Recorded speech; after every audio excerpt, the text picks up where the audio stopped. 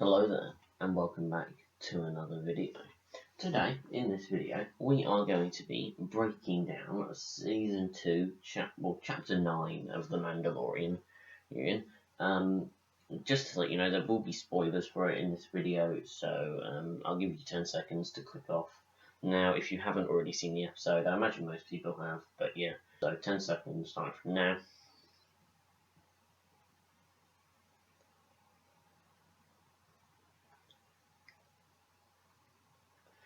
Okay, so you've had your 10 seconds now roughly to click off, so if you haven't seen it and you continue to watch it, then that's your choice. The first scene that we see is from the trailer. We still don't quite know which planet this is on, but we just see Mando and Baby Yoda walking to go in. And we see a lot of graffiti on the walls. There's like somebody that looks like C-3PO there. We can see some Jawas. Quite a lot of it's anti-Imperial graffiti. Looks like there might be a Magna Guard there next to the post on the right, or that might be a sand person. Who knows? And then Mando arrives at this weird place and talks to a purple Twi'lek person. And then we see a very, very, very cute shot of Baby Yoda, or the child. He doesn't really have much of an impact on this episode. Like, apart from just to look cute, that's all he really does in this episode. Then we see two Gamorreans fighting, which is a nice little throwback to Return of the Jedi, where we saw Luke force choking them. This is a consistent theme throughout this episode. There's fan service, but there's not too much of it. They haven't gone over the top, which they've perfectly balanced it, which Dave Filoni and Jon Favreau think they're perfect at doing stuff like that. So then Mando talks to Gor Koresh, the one-eyed alien who we see in the trailer, and basically he says, I know the Mandalorian, but then he sort of says, you know what, actually, I really like Beskar. And then they draw their weapons on them and basically say, right, I'm gonna kill him, I'm gonna kill you, take your Beskar from you. But Mando's like, nah, I ain't having none of that. So he just ignites his whistling birds, and they hit them all apart from Gor Koresh. Try and say Gor Koresh 5 times fast. And then we basically see this, which was in the trailers and the little TV spots and stuff, which, is just nothing new here. He fights them off. Gor Koresh sort of runs off, but Mando ties him up attached to a lamppost, and he sort of just says, where's the Mandalorian you know of? And he says Tatooine, that he's on Tatooine, and he's like, well, I've been to Tatooine many times, I haven't seen one. He's like, yeah, well, and then he just leaves him there for whoever the red-eyed creatures are to devour, which is slightly brutal, but you do you, Mando. And then Gor Koresh is begs like, Mando, but I doubt that'll be the end of him. I think we'll see him again at some point later on. So then we see Chapter 9, The Marshal, which goes to show that some of the rumoured titles were wrong, which is both disappointing, but then it also could be promising, because if these were wrong, I can't quite remember, but I think the directors who was directing each episode I think they were just leaks, not officially said by Disney, but if I'm wrong on that, then correct me down below in the comments. But yeah, that could mean that Dave Filoni's actually directing more than just Chapter 5, which could mean that we'll get Ahsoka either earlier or later, which that could be kind of cool. Then we see Tatooine, which just looking as good as ever. Mando flying over, seeing the Tusken Raiders, which this is the one thing about this episode that I quite like. As you'll see as we go further on, it makes the Tusken Raiders or the Sand People, more than just these brutal people that just kill people and torture people.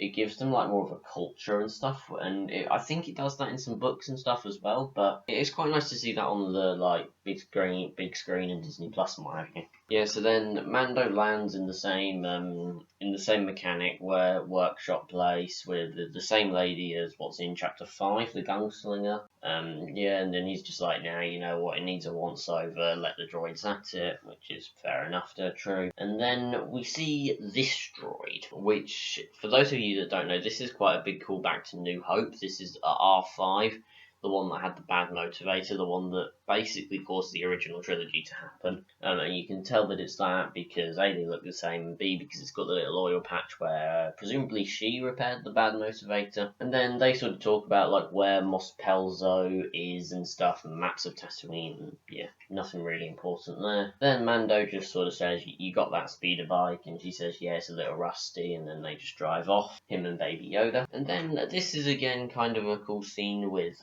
Mando and Baby Yoda sort of talking to the Tusken Raiders. It gives, like I said before, it gives them more of a culture and stuff, very similar to the Mandalorians, which is quite cool. And then we see Mando driving through Mos Pelzo, and everybody looks at him a bit funny, which I can't really blame them for, because he does look similar to their, I guess you could say, Marshal. I guess that's probably why it's called Chapter 9 the Marshal. Then we see Mando talking to the bartender, and he's just like, have you seen any other Mandalorians here? And he's like, no, can you describe what he looks like? And Mando's like, he looks like me. And he's like, oh, you mean the Marshal? He's like, the Marshal's a Mandalorian. He's like, yeah, well, look for yourself. And then we see what everybody, I imagine, at first was thinking it was Boba Fett, but it's actually not. It's Cobb Vanth. He was in one of the Aftermath novels, and as is explained later in the episode, he found Boba's armor, brought it off some Jawas, and then, yeah. Well, that'll be explained later. And then the big reveal sort of thing, almost, he takes off his helmet, and then the look on Mando's face is quite funny, I must admit. And Mando, I can imagine just under that mask, Mando's just like, what have you done? You've just taken your helmet off, you can't do that. But then he's not actually a Mandalorian, so, and then they sort of have a bit of a Western style duel, but then they hear rumbling outside, so they stop. And it's actually a crate dragon that's created the rumbling, that sort of basically just goes through the town, just sort of knocks everything over, don't really do very much. And then, they sort of say to each other, they have a bit of a chat, and they're like, well, you know what, you want the armor, I need to kill this thing, I can't kill it on my own, how about we have a bit of a deal going on? And they just make a bit of a deal that if Mando helps him kill the crate dragon, then he'll give him the armor, which is fair enough. And then we see them driving off to go and see where it is, and quite a little cool thing, his Cobb Vanth speeder bike is made out of one of Anakin's old pod racer engines, which that's just quite a little bit of fan service, which is quite nice. And then we sort of get a flashback of what happened just after the Empire was basically left Tatooine. Their second Death Star was destroyed. The mining collective moved in. Cobb Vanth escaped with a box full of jewels.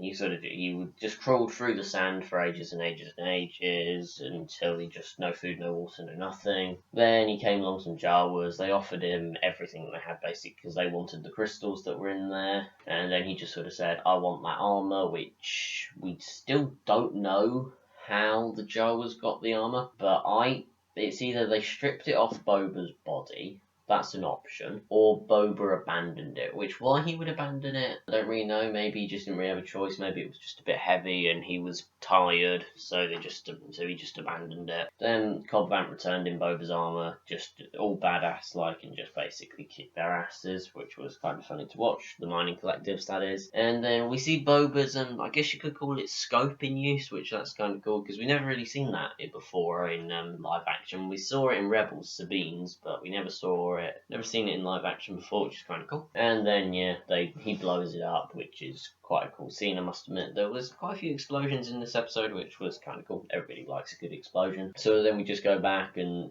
Mando pats like one of these beasts, I don't really know what they're called, but they were there where Anakin slaughtered not just the men but the women and the children too. And then Tusken Raiders appear and they just sort of have a bit of a chat, and then they go back to their camp because the Tusken Raiders also want to kill the crate dragon. And then then they have a bit of a debate and stuff, but then Cobb Vanth gets a bit angry and has a bit of an argument with them, which Mando then breaks up by using his flamethrower thing and saying that, well, if we argue with each other, the crate dragon will just kill us all, so we need to work together. Then they go and inspect it. They sort of say, yeah, we feed it to make sure it sleeps for longer and stuff like that. And then the crate dragon eats the Tusken Raider that was keeping the Bantha there. Then they go back to try and form a strategy, which Goresh is a bit, but Cobb Vanth's a bit doubtful, understandably as well, because they don't have very many forces, because there's only the six of them there versus that dragon, which is like a scaled down diagram, but still, it's a massive dragon versus the six of them. They don't stand a chance. So then Mando, quite cleverly, without Cobb Vanth knowing, just volunteers his village as reinforcements, which I thought that was quite funny. So then they go back to Cobb Vanth's village and they have a bit of a talk with the people that live there. They aren't at first very happy, but then Mando gives a speech and they all join him. Then the Tusken Raiders, they show up, but one of them drops one of the explosives and they have a bit of an argument, but it wasn't Mando that broke up the argument, it was Cobb Vanth saying that it was an accident, and that was quite a cool scene for me. I quite liked that. And then we see them all wandering along to go and eventually face off against the Krayt Dragon. Then we see them all just standing there looking like sort of ready for action, which I think that's quite a cool shot. That's the only reason why I included it. Then we obviously and Mando sort of explaining the plan, doing a bit of a voiceover thing where he explains the plan whilst they're sort of digging in all the explosives into the ground. And then they're all sort of ready, and then the three of them, those three Tusken Raiders, they all just sort of wander up there. They go up, they sort of like make some noise to bring the Krayt Dragon out. It comes out, but Cobb Vanth's a bit hasty on the old explosive. He wants to blow it up, but Mando calls him down and says, no, we gotta wait. Which that is one thing about Mando in this episode, and presumably hopefully throughout season 2, he seems a lot more laid back in a way. He seems a lot more calm and a lot more wiser. Like, his experiences with Moff Gideon and stuff obviously must have made him a bit wiser, which I think that's kind of cool. And then we see the Krayt Dragon spitting acid, and I assume it must be acid, and completely just dissolves some Tusken Raiders, which that's kind of cool. And then they explode the explosives, and then Cobb Vanth sort of says, I don't think it's dead, and Mando's like, no, do I? Because, I don't really think, didn't look like a big enough explosion to kill it. Then it appears out of the top of the mountain that was in front of them, and Mando and Cobb Vanth's like, right, you know what, let's just go and finish this. And they go up there, start shooting it, but none of them are doing anything, which even Mando's pulse rifle doesn't do anything to it, which is not really, which is kind of funny how it can just, like any other human being or anything, it can just disintegrate, but it goes show how powerful this thing is, that doesn't even do anything to it. Yes, then they fly back down, realizing they're not going to do anything to it, and then they just start shooting it from up there. They get ready, there's a bit of a brief, awkward silence, and then it appears behind them, which is kind of funny in a way. I don't really know why, but that is kind of funny. And then Mando's like, I got a plan, and get his attention, which Cobb Vanth does, and then Mando hits his jetpack and he goes flying off into the distance, which is kind of cool. And Mando gives a couple of one-liners which are quite fun. And then the Krayt Dragon eats Mando and he's dead. Of course I'm joking, he doesn't actually die. And then we see Cobb Vanth looking all shocked, and Baby Yoda looking kind of sad. And then we see Mando shooting out all heroically, where he's used the electrical bit on his pulse rifle to get everything to shock him and stuff. Then he explodes the Krayt Dragon and it blows up, which is another explosion, which everyone loves a good old explosion. And then they're all celebrating, which is quite funny to see, the Tusken Raiders and stuff all celebrating with the local people. Quite a cool scene in my opinion. And then we see Mando and Baby Yoda sort of they've got a big lump of meat, which does look like quite nice meat to be fair. And they're just going to wrap it all up and take it back, because that'll make a couple decent meals for them. Then we see Cobb Vanth giving back Boba's armor to Mando, which is kind of cool to see. And he's all like, I hope we cross paths again. And he's like, and they shake hands and stuff. And it's quite cool to see. And it's quite funny because at first they wanted to kill each other, and now they're shaking hands and stuff. And kind of funny. And then we see Mando flying off into the distance with Boba's armor, with Baby Yoda and Boba's armor. Then we see this. Now this could really be anybody. No, of course, I'm joking. It's one of two people. It's either Captain Rex or Boba Fett. Now, the reason why it could be Captain Rex, if you look, it's definitely Tamara Morrison, but if you look on the top left of his skull, got a little bit of a dent. That could mean that could be where he removed his inhibitor chip from. Maybe, I don't know. But then he's not got a beard, which is slightly strange, and why Rex would be on Tatooine, I don't really know. So it is more than likely that it's Boba Fett, and I imagine that he's just trying to lay low for a bit and disguise himself as a Tusken Raider, because he's got like Tusken Raider stuff on his back, so you know. But he also looks like he's wearing something very, very similar to what Fennec Shand was wearing in Chapter 5. So maybe they're in Leeds working together. And it has been rumoured that she might be back in this, she might come back in this season. So, for a little cameo. So that could be kind of cool. Yeah, and that's it really for the breakdown. It was a good episode, a good setter up to the season. Now, whether it's like similar to season 1, where this is like a part 1 of a 2-part, if 2 episodes that'll kind of be like one storyline or not, I'm not really sure. But I don't know. I don't know, to be honest with you, because the fact that like, if that is Boba, the fact that he didn't really go after him sort of says that he doesn't really want anything to do with his old life and with like his armor and stuff, which I don't blame him, because like the Empire's fallen and stuff, and he's probably a wanted man by the New Republic. So, although I suppose they probably think that he died at the Sarlacc pit. I don't know. Yeah, I think it probably is part of a 2-part episode.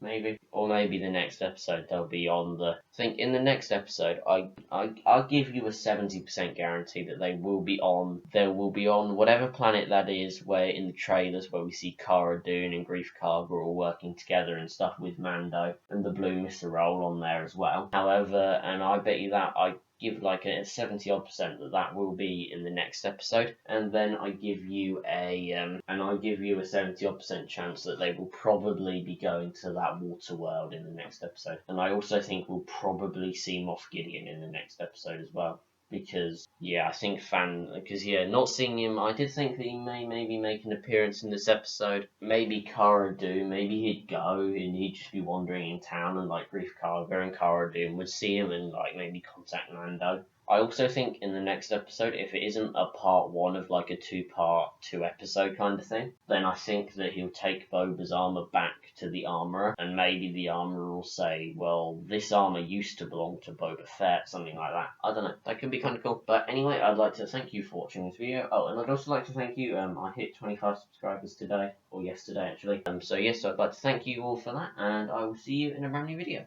Bye.